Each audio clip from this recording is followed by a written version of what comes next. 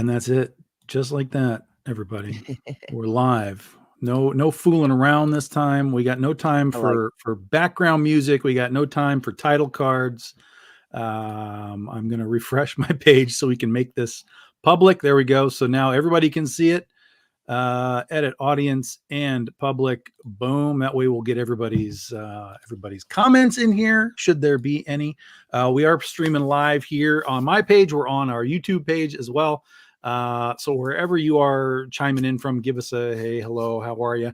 I'm here with Michael Dolce of Sire Studios, but we're not talking about the Sire today.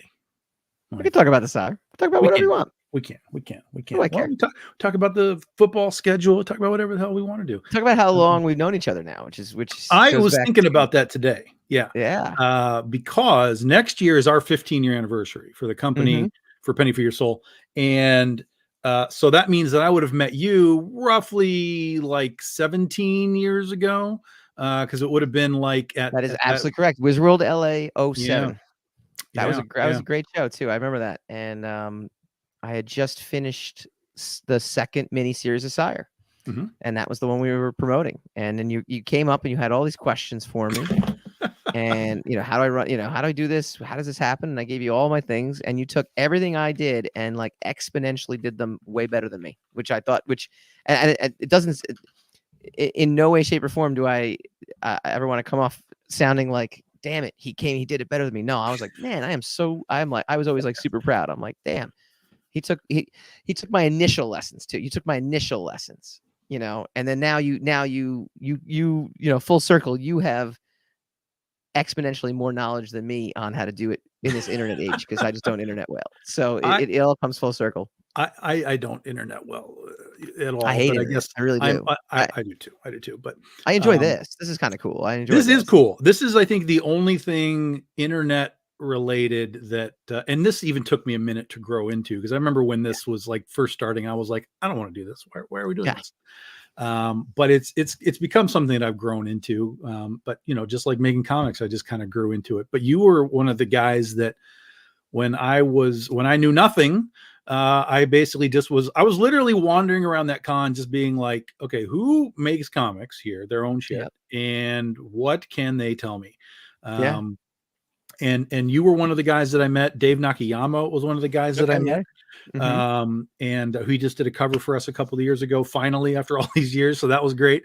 Todd Knock was there, and he was awesome. I was bugging him so much that he literally was like, look, just sit back down here, and that way I can deal with them and we can talk back here. I was like, con etiquette.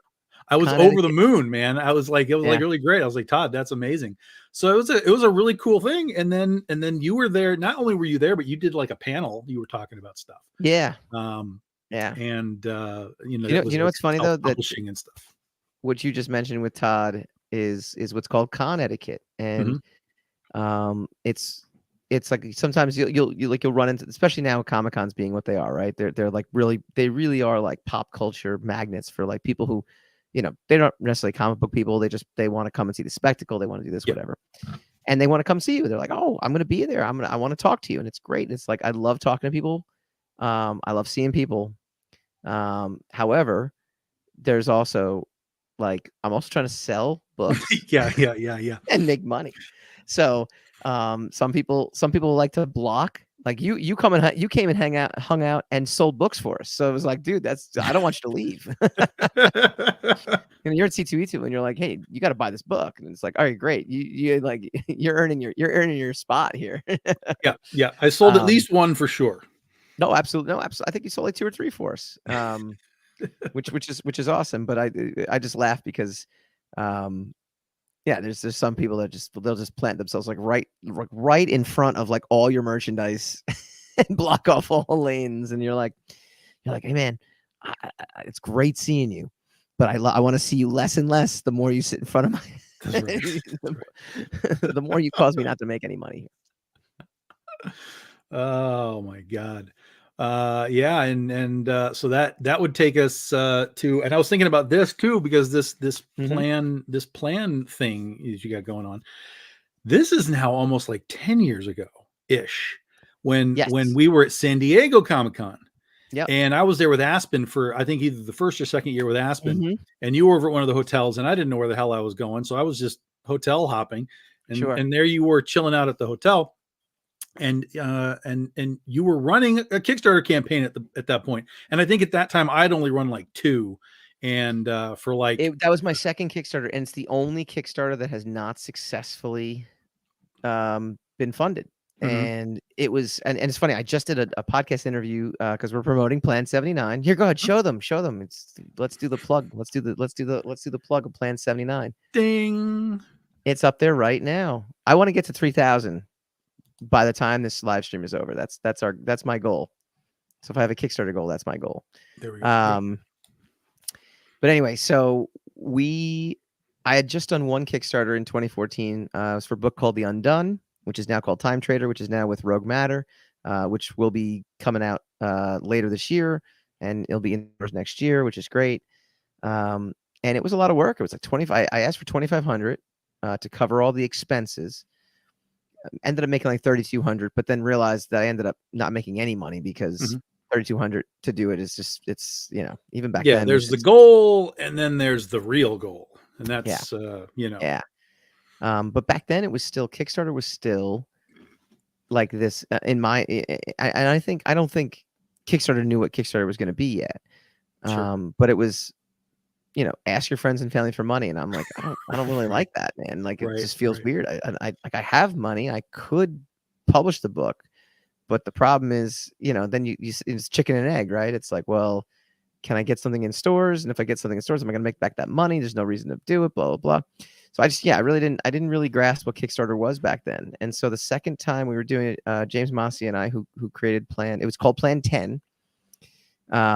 We're like, we'll F it. Let's just ask for what we really want, which is like 7,500 without an audience built in, without I had maybe 1,000 people on my newsletter list. James had nothing at that point. There was no Dren Productions, or if there was, it was in it's in fledgling state.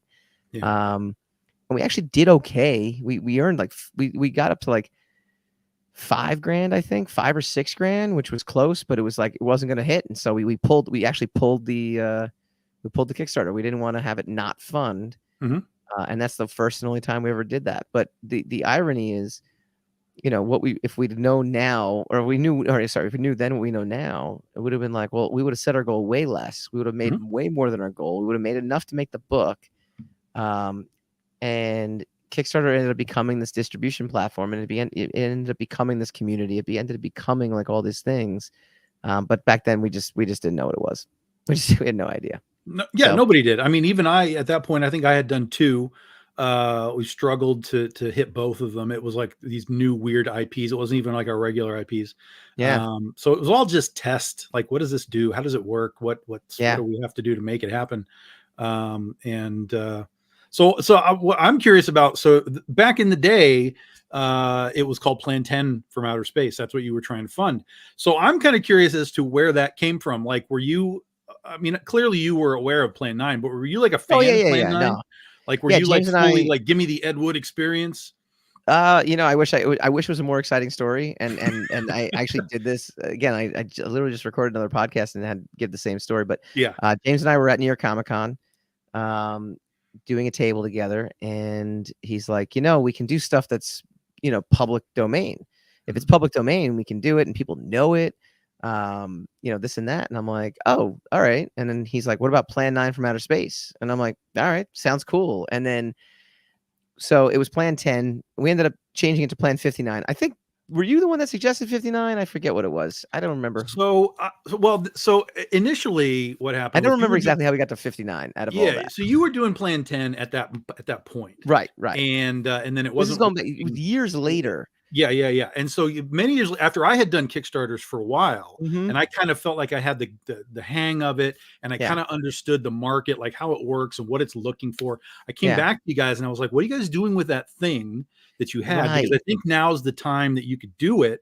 And then that's when I pitched the idea of like, but instead of Plan 10, because that kind of feels ordinary, what if you created this idea that since Plan 9, they've just kept on going. Yeah. And so your modern current plan at that moment would be technically 59.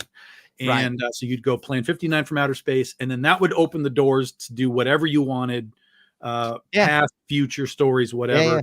Yeah. No. So we did 59. It was, and this is at the point we started doing Plan 59. I think it was 2021 is when the Kickstarter was, or was it 2019? It might have been 2019 actually. Yeah, that sounds better. Than that. Jeez, I don't even know, man. Like the life is a blur, dude. I know the NFL schedule came out tonight, but you know.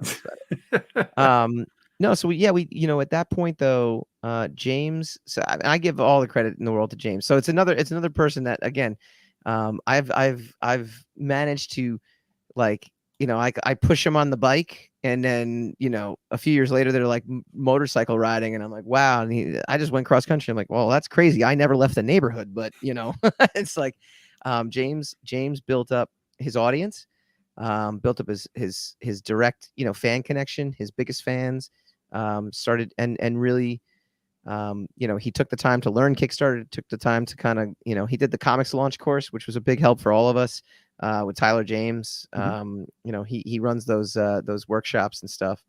And at that point, by the time we were ready to actually do this, it's like, okay, at that point we had a few Kickstarters under our belt now, and we're rocking and rolling at that point. And so I was like, yeah, let's do it. Of course we should at this point. Why not? You know, the book's already done. We have it. Let's get it out there. And then it was successful, but then it wasn't until we actually got into Diamond a year and a half ago where we started putting all our stuff, and Plan 59 did really well for us in Diamond.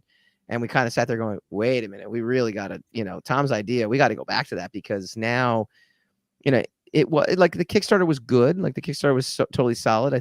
Ironically, I think we ended up making more than 7,500 on the original Plan 59 Kickstarter, which is what the Plan 10 Kickstarter goal originally was. So, you know, but by that point, again, we kind of knew what we were doing. And we said, no, you know, people are really responding. My local comic book store guy was like, are you going to do more plans? Cause they're great. And you know, he would order like 5 copies, but he'd sell through them. And so we're like, yeah, we really should. So Plan 79, you know, James and I had a story for it. I brought in a writer. His name is Dennis Knight. Did a great job on the script, you know, executing the story. Javier Ortiz, who we met at New York Comic Con last year, you know, his portfolio is fantastic. And then, and again, at this point, yeah, you can go down, you can check out his cover. That's his cover up there. And he's got the interior art too. You know, he just knocks it dead. Plan 59 was a sequel to the greatest worst movie of all time. Sorry, it was the sequel to the greatest worst movie of all time. Plan 79 is a sequel to the sequel. I do get the question, where's Plan 69? It's coming. Pun intended. But for right now, yeah, we're on Plan 79 right now, and basically following the events of Plan 59 and Plan 69, Earth is uninhabitable, and we have to find another Earth, and the invaders still want to stop us, but we are taking the fight to space this time, and it's the enemy of my enemy is my friend, is I guess the best way to describe this book as it happens. Now the hero of the book is Captain you know, Jack Trent. He is the nephew of the Plan 59 heroine, so it's all in the family. And it will definitely come into play in an alien world as the series wraps up. I don't know if there's going to be 3 issues or 4 issues just yet. We'll see how the Kickstarters go. But ideally, it would be 4 issues because it just makes for a nice trade. Yeah. Good stuff. And then is Plan 59, I'm assuming, is available on here too? So it's an add-on. There you go. So there's your Plan 59. So you can catch up, guys. Catch up tiers.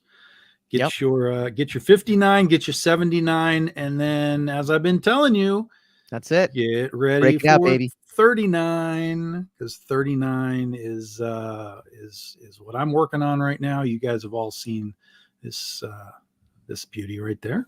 Yeah. So plan 39, you know, in chronological order, is going to take place in the 80s. 30 plans after the first, or after, you know, Ed Wood's movie. It's very, it's very Ed Wood, X-Files, a little bit of history, a little bit of pop culture. It's really fun, sort of like dropping in sort of Easter eggs, but I don't want them all to just be like these painfully obvious, right in your face. Here's a thing. I want you to kind of be able to think about what you're seeing from time to time and be like, oh, I think I understand what he's doing there. But it's very 80s. It's very Cold War. I don't want to say too much, but I think people can kind of make their own conclusions as to, you know, what it might kind of lead into. But the first issue is already done. Ricardo Silva, who did that piece there and who did the original pages for the short story, the little teaser for Plan 39. So he's coming back to do the book. So it's going to look amazing. We'll see who's going to do the colors. I'm not sure who's going to do that, but he's already laid out the entire book, and he's already knocked out the first couple of pages. So Plan 39, you know, maybe around sometime here next year, Plan 39 will roll around, and we'll let you all know as we know more. Yeah. But here's oh, I was going to load these up. We're going to show you a little bit closer images of the 79 stuff. If I can remember where the hell I saved these things. There we go. Nothing like live, right? Oh yeah. There we go. So we'll show you the 79 covers up close, everybody. There is number 1, cover A. And that's your interior guy, right? Yeah. And he kills it on this book, man. Every page came in, it was just like high energy. It was really, really great. Then we have Greg Bowe. A lot of people know Greg Bowe in the indie world. Greg Bowe's cover. And the recently popped on there Talon Caldwell. That's right. Now this is Talon's return too, because he is he's been kind of like in limbo, and I hit him up and I'm like, hey, got some work for you if you want. And he's like, yeah, let's do it. And it was great. I mean, he's phenomenal, dude. He's just so phenomenal, and it's great to have him back. Excellent. I'm getting like Supreme, like $6 Million Man vibes out of that. This red jumpsuit. Yep. But yeah, and a little homage there to the, you know, the Crisis cover and, you know, all that kind of stuff. Batman, when Robin died, it's been used 1,000 times, but yeah, looks good. Looks good. Guys, we're just going to chit chat for a little bit here. I am still doing my live sale later tonight, but I wanted to get on here and talk with Mike about this book and the things we got going on and whatever else is going on. So so Plan 9 really was just sort of an off the cuff decision and choice. It wasn't like, hey, we like Plan 9. Or like you watched the Seinfeld episodes of like, hey, remember when Seinfeld did Plan 9? Yeah, no, I mean, well, it's a little bit of both. I mean, obviously we had to have some sort of, you know, interest in the property, but it really was James just was thinking like, hey, you know, public domain stuff, you know, why don't we give that a shot, you know? And he was, I mean, he's a huge Plan 9 fan, so it was his kind of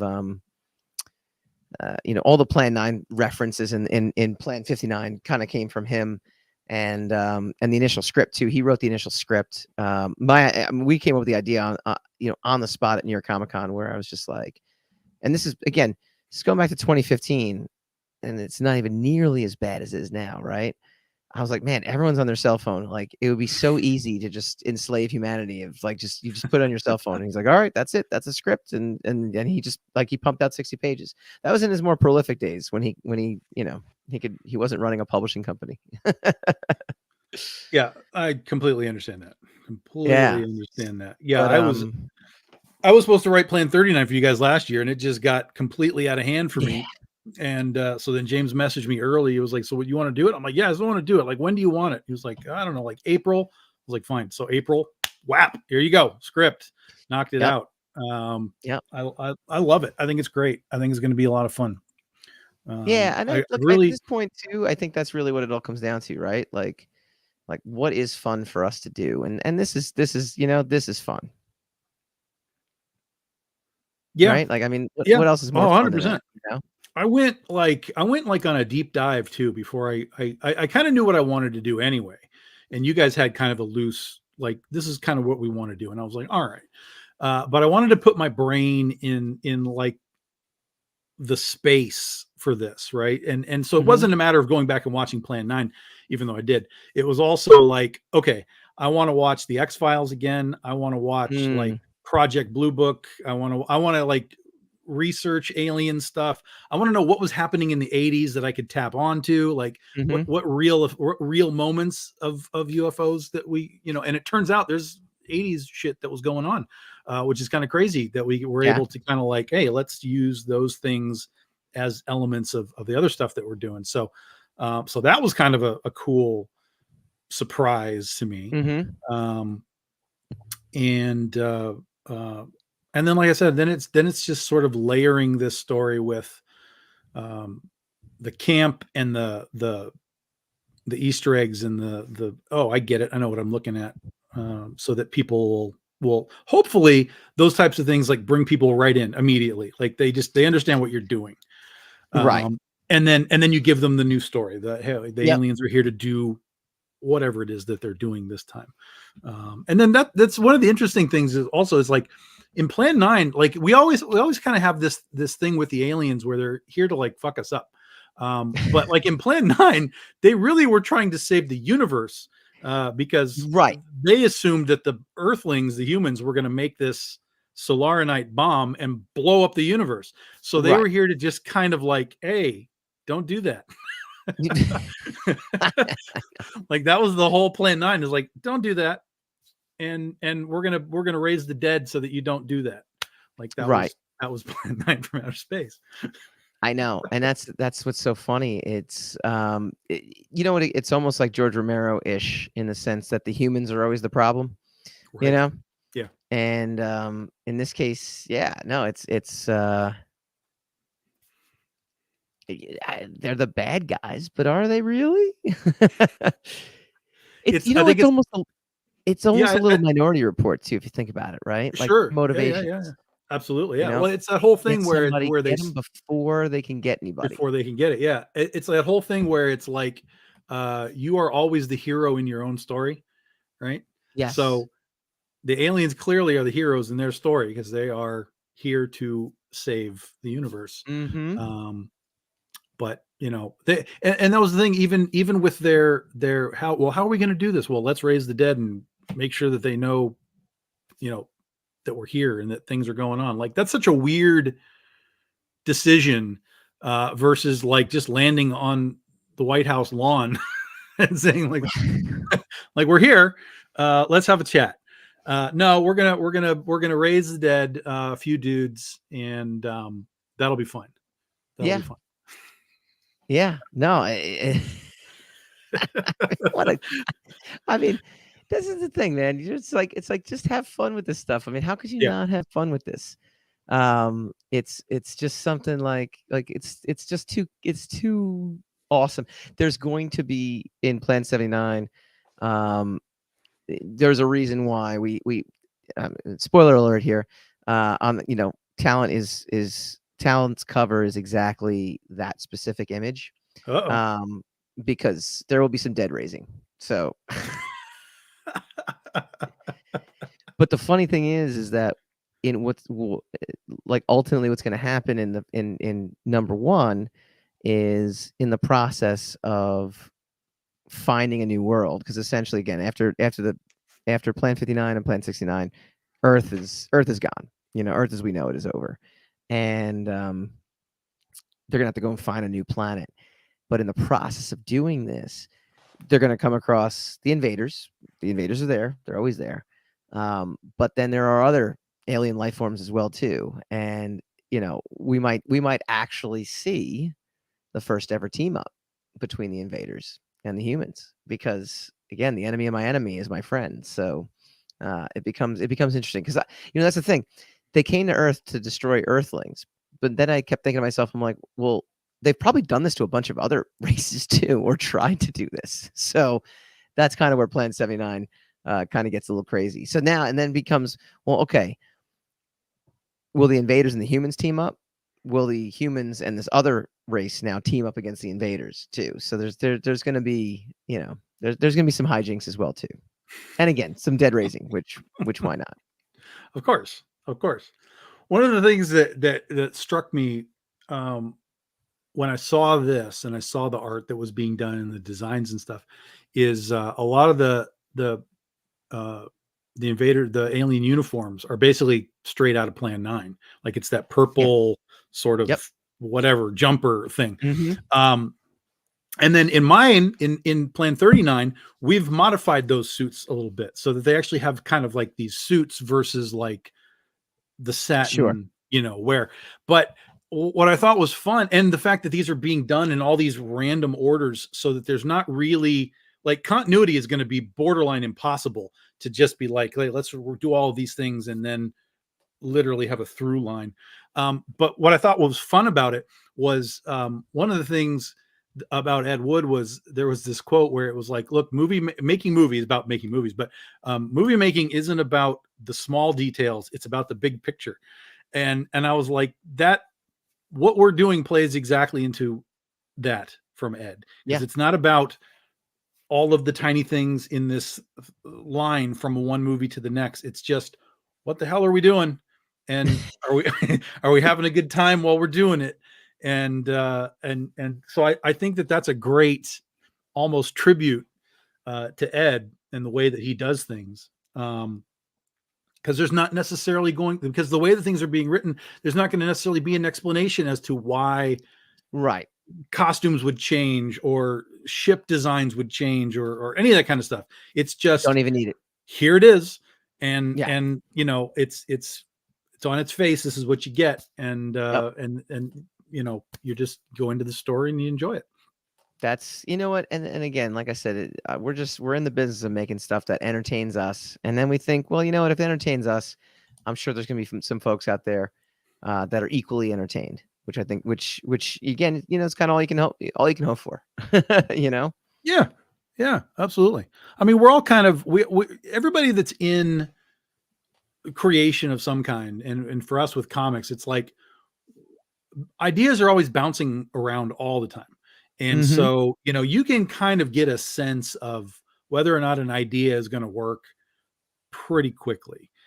Just by talking to people that it's like, hey, we're going to do this. We kind of thought about this, and you'll either get a reaction of like, dude, that's really cool, or you'll be like, I don't know if that's going to work, and then you can retool. Exactly. So when we talked about the Planiverse, it wasn't called that back then, but when we talked about the Planiverse, I was like, I think this is really a smart idea that lets you guys do whatever the hell you want to do, however you want to do it. Yep.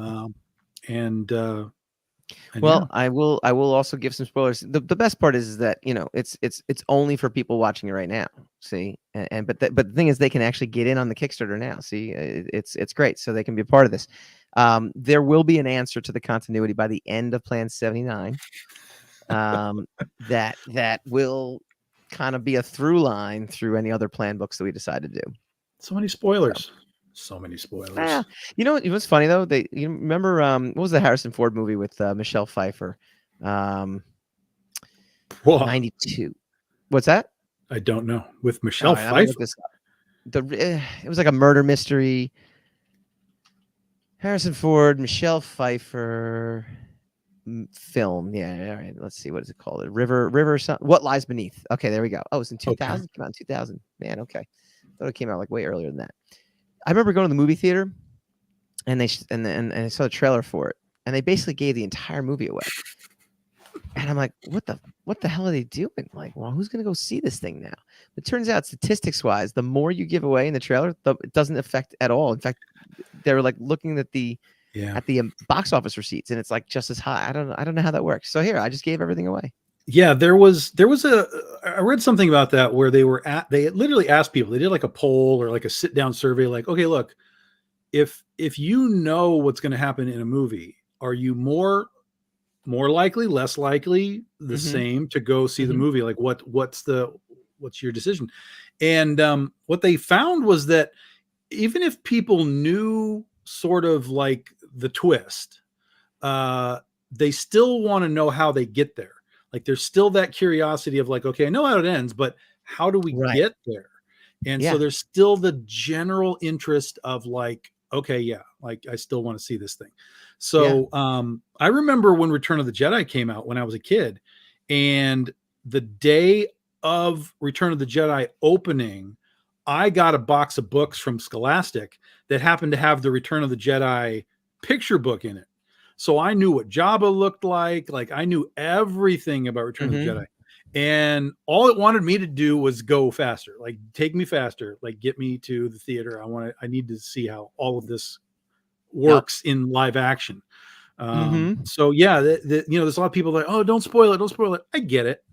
But I think anyone who's afraid of a spoiler, I mean, it doesn't, if it's something like The Sixth Sense, you don't want that spoiler. I get it. You don't want that spoiler. But when it's something just like, oh, hey, in Marvel, somebody shows up, like that's, who cares? Just go see the movie anyway and clap when Eros shows up at the end, whatever. Like, who cares? No, I gotta tell you, I'm a big believer in not, like, I like going in cold. Like I love going in cold to a lot of this stuff because I don't want I don't want I don't want to know anything if I can help it. Sure.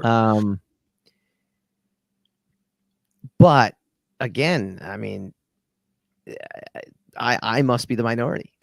Like I must be the guy. I must be the exception to the rule, because like there's just entire internet careers based on knowing like what happens before it actually comes out. Yeah. Right. Like that's their whole like channel is based on that. And sometimes I can't help it either. I think we're all prisoners of that. Sometimes it's like, yeah, all right. Tell me how it ends. Tell me how it ends. All right. Just let me know, or let me know a little bit, But then once you get the little bit, then it's like, well, now I need to know a little bit more. Now I need more. Yeah. There was a show on Netflix. I'm not gonna remember what it's called. Midnight something. I'm not gonna remember what it's called. But I was watching it and I was kind of like, all right, this is kind of okay, but it's kind of boring. I got through like 4 episodes and it kind of like, it had a cliffhanger where like something weird was happening with like a fallen angel or something. And I stopped because I just was like, there's just too much else to watch. So I didn't come back to it. And so somebody else later, when I was at a con, they were like, oh, have you seen this Midnight thing on Netflix? I'm like, yeah, but it's not, I don't know what the hell it is. And I'm 4 episodes in and I don't know what it is. And he was like, oh, dude, it's like this great vampire thing. And I'm like, what? Like, tell me that it's this great vampire thing, and I probably would have hung with it. But if you just are like, it's this creepy, weird, and you don't know what's happening, I'm like, that's fine, really, but there's no hook in that. So I had this other book through Dren called Epicenter. Issue 1 did well. We kickstarted it.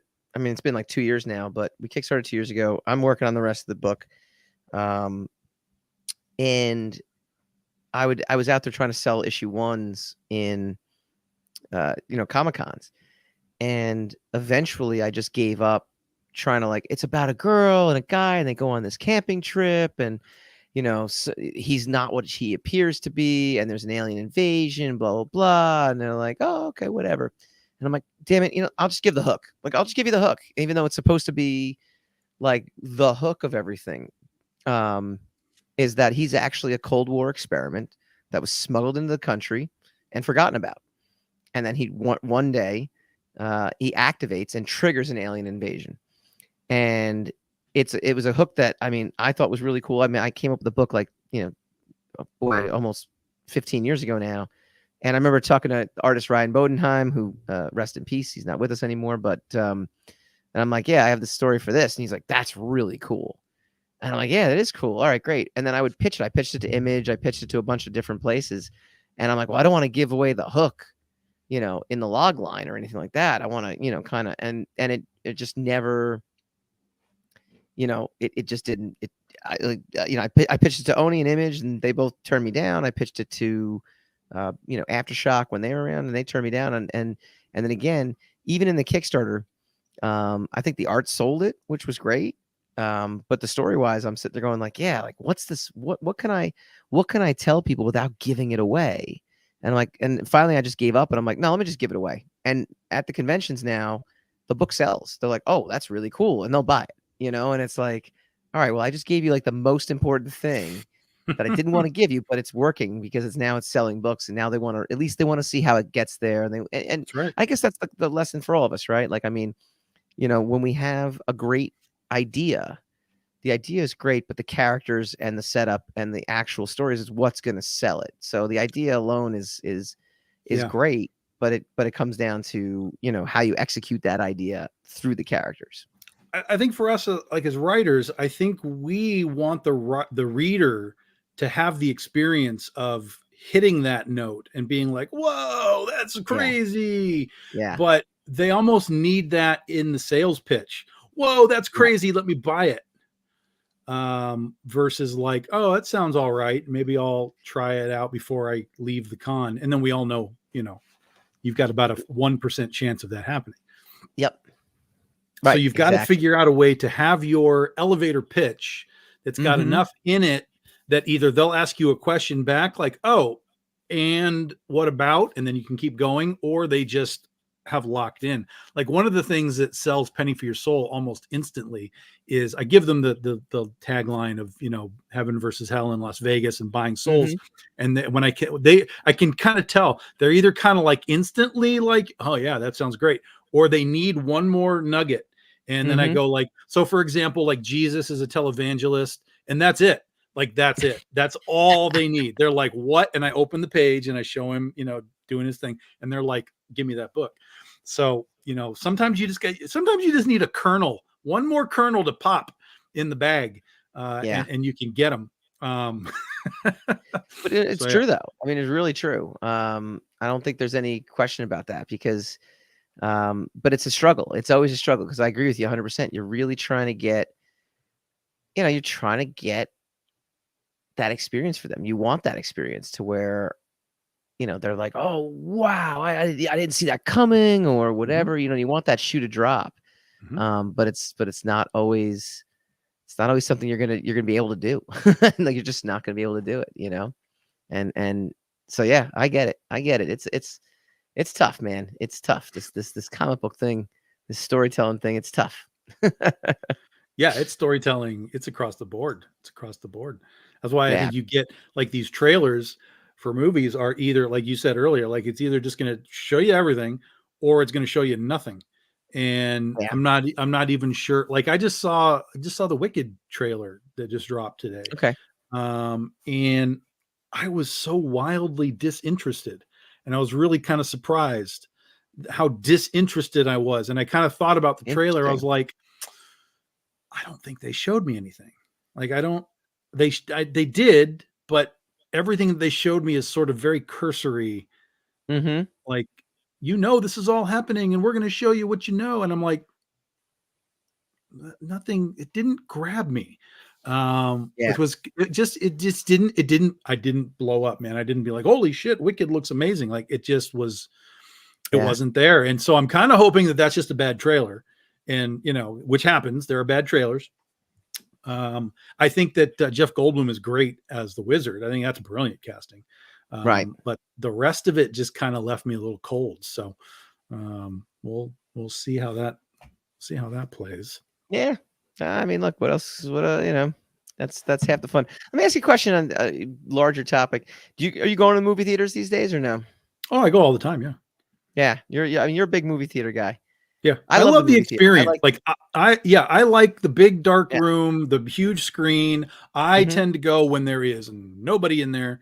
I like because of my schedule, I can go to like the first show of the day. Sure. So I'm just in there by myself. I don't have a bunch of monkeys around, jibber jabbering. So I enjoy the theater experience. Yeah. Yeah. No, I'm a big fan too. I found that when I had a podcast though, I was compelled. I would go. I mean, because I'd be like, well, I gotta see this movie. Yeah. And now I feel like, if it's something everyone is talking about, I will make the trek to the movie theater. If it's not, like Ghostbusters came and went, I still haven't seen it yet. I know it's probably on streaming at this point too, right? I believe it is. Yeah. Yeah, and I still haven't watched it yet because, and Aquaman 2, still haven't watched it. Just finished watching Mission Impossible. I'm trying to think of Madam Web. We were talking about that before. Madam Web dropped. Now, Yeah. Madam Web, I might actually watch on streaming because it's so bad that I have to watch it now. So it's good inspiration for Plan. Sure. But I feel like this is I used to be more into going to the theater, but now I'll only do it if people are just talking about something that I have. And it's not just the theater, honestly. Like X-Men 97, I've been watching that religiously because everyone keeps talking about it. It's like, all right, well, sign me up. Let me, I don't want to be left behind, Yeah. Whereas if something doesn't have good buzz or something is a cult favorite or whatever, to where I can avoid all these spoilers and avoid, learning about it. I need like the community to push me into watching these things these days. I feel like. Yeah, I mean, I'm kind of similar. For me, last year, I got in the habit of basically creating a rank for the year. Like this is where I it love your sits. ranking. Yes, I follow that all the time. I love it. Still 65 Crazy. yet. I do. I should watch that. Yeah. So last year that just became super fun. And last year it was like, can anything beat 65? Like it was my top movie, like all year long. Can anything beat 65? And then it finally, Godzilla -1 beat it at the end of the year. And so I really had a good time with that. And it seemed like you just said, like other people are like, hey, when are you doing your thing? And I'm like, oh yeah, no, I love it. I love it. I guess I'll do it again. So I've been going. Oh yeah. Yeah. And so that's become my drive, right? It's like, I'm watching movies that I, in some cases, know are going to be, this is not going to work. But that's it. I want that experience. When I had the podcast, I had to get so movie came out, podcast was every Wednesday. Movie comes out on Friday. All right, I got to get there by Tuesday. Yeah. So that come Wednesday, I'm not, lying to the audience and telling them I watched it. Yeah. I love your list though. You have to do the list. It was, I'd never done it before. And I don't even know what made me do it this time. I think it was because, I know why I did it, because I liked 65 so much and it did so poorly that I was like, okay, I'm going to create a list of like, and it was poorly received too. That's what I'd see. That's, you have all the makings of an amazing list because it's a divergent opinion. If you have a divergent, like Seinfeld is a great show and people have different favorite characters, but the whole reason Seinfeld works is you have Jerry, who's like the normal guy, and then you have just crazy people around him and they're crazy, not in the sense that they're crazy, going to chop somebody up crazy, but they just look at the world in a different way. And I have friends who look at the world in a different way. And I'm like, my life is so much better for having you in my life, because otherwise we're all just thinking the same and doing the same. So when you do your list, having 65 at the top when it was so critically reviled, it's like, well, I mean, I love it. I'm like, my life is better for having seen that post. What do you think? What do you think the impact of social media is on movies, TV shows, music? And I'll tell you what I think it's done. It's done a serious disservice. I agree. To those things, because it has belittled. First of all, everyone expects everything free, right? You go on social media, it's free. There's no point of entry for a lot of this stuff, unless it's porn, in which case you got to pay. But there's no cost of entry. You get, the endless stream of, I hate this word, content. Yep. That's on social media has now turned movies, TV shows, and comic books and music into content. It's now become it's belittled it to the point where, Pearl Jam just came out with a new album. A new Pearl Jam album used to be an event, right? And now it's just another. Okay, great. I got 12 new songs.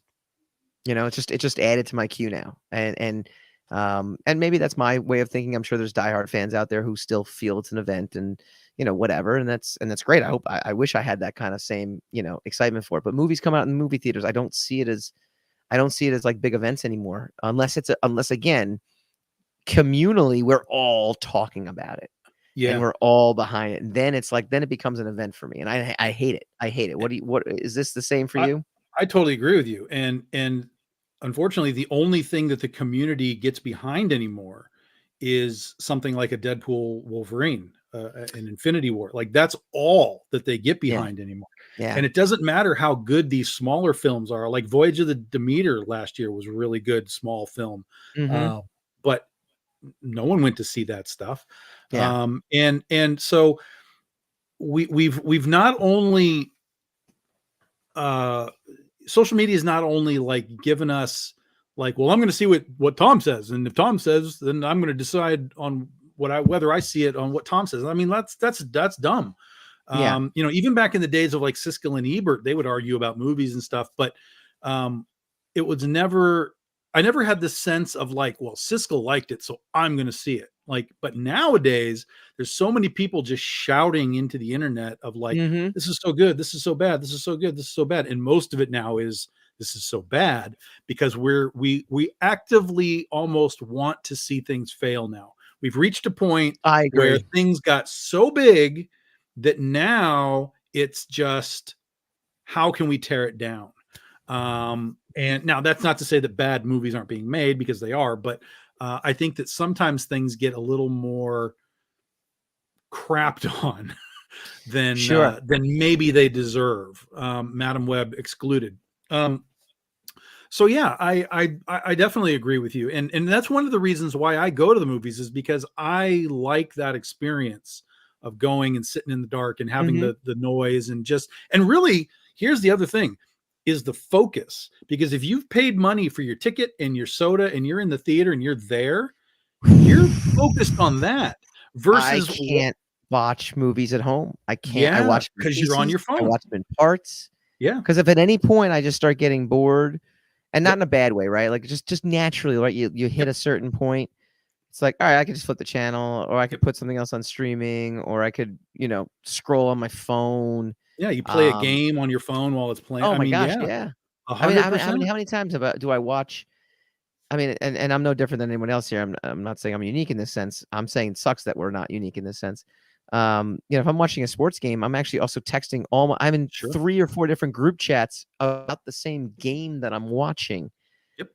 I made a good comment in this one. I got to copy and paste it into all these other group chats that I just did. And it's exhausting, dude. My brain is exhausted by the end of the night. Yeah. And that actually has a direct impact on the comic books I want to make and the stories I want to tell. I mean, it's I don't like staring in front of a computer anymore. I almost think I should be writing scripts by hand these days, and like in a notebook or something. Maybe that's the only way to do it. I don't know.